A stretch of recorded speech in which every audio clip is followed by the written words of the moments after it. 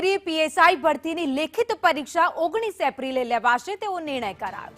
13 એપ્રિલથી call letter કાઢી ઉમેદવારો શકશે તો 19 એપ્રિલે 2 પેપર લેવામાં આવશે। શારીરિક કસોટી ભરતી બોર્ડે પૂર્ણ કરી દીધી છે, ત્યારે હવે લેખિત પરીક્ષાની રાહ જોવાઈ રહી હતી, તારીખની જાહેરાત થઈ ગઈ છે। વધુ અપડેટ સાથે સંવાદદાતા હિરેન રાવલ અમારી સાથે જોડાઈ ગયા છે। હિરેન, 19 એપ્રિલે હવે પીએસઆઈ ભરતીની લેખિત પરીક્ષા।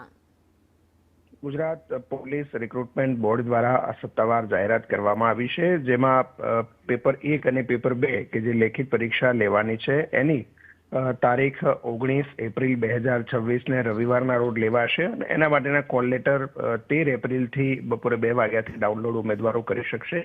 શારીરિક કસોટી પૂર્ણ થયા પછી જે શારીરિક કસોટી પાસ થયેલા છે એવા ઉમેદવારો આ લેખિત પરીક્ષા આપશે। આભાર માહિતી માટે।